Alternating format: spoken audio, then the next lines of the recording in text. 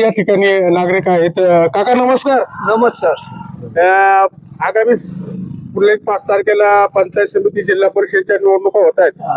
काय वाटतं तुम्हाला, तुमच्या गावचा काय अडचणी आहे, समस्या आहेत आणि तुम्हाला कोणाचं काम आवडतं?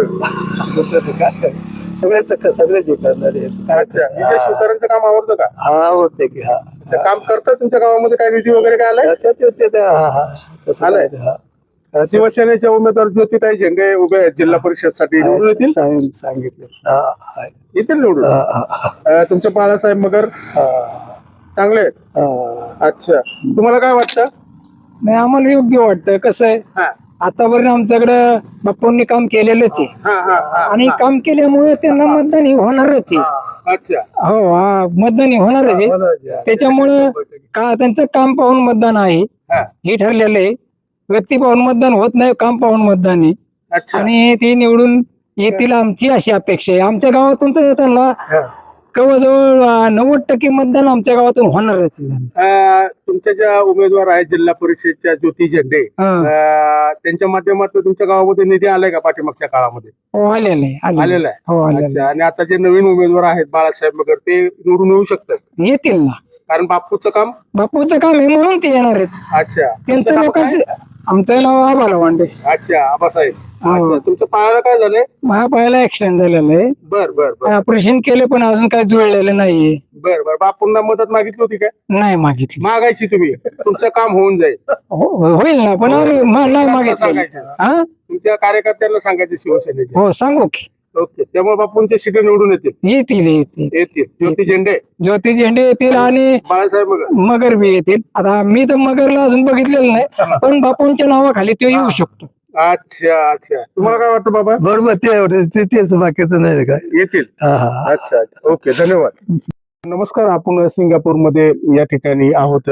स्थानिक स्वराज्य संस्थांच्या निवडणुकीच्या अनुषंगाने पंचायत समिती जिल्हा परिषद गणातील जे इच्छुक उमेदवार आहेत किंवा ज्यांनी नामनिर्देशन भरलेलं आहे, जी निवडणूक होत आहे 5 तारखेला. मॅडम, काय वाटतं तुम्हाला, तुमच्या या ठिकाणी काय होऊ शकतं?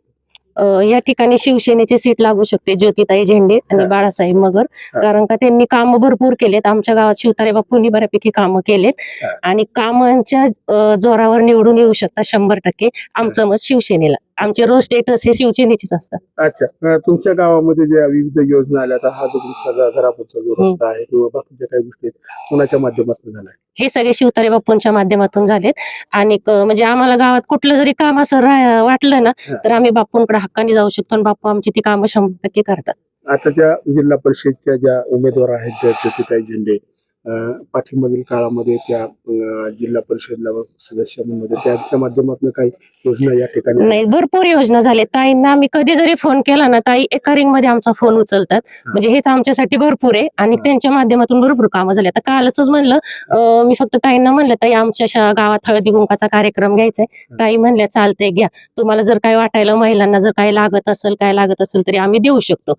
मग चालते. मग मी काल 200 महिलांना जे काय लागल ते 200 वस्तूंची ऑर्डर दिली. ताई म्हणल्या चला बऱ्यापैकी मी देऊ शकते. त्यामुळे तुम्हाला वाटतं की? नाही, त्यामुळं नाही. कसं होतं, त्यामुळं म्हणजे मी बऱ्यापैकी कामं केले आणि म्हणजे एक स्त्री जशी म्हणजे गावासाठी जर पुढे पण जातात आणि म्हणजे पुढे जातात जे काम करायची म्हणा काय म्हणा, नुसते नावासाठी नाही त्या पुढे जात, म्हणजे कर्तृत्व करून त्या पुढे जात आहेत. म्हणून हे आम्हाला छान वाटतंय. त्यामुळे ज्योतिताई लागणार म्हणजे आम्ही 100% लावणारच.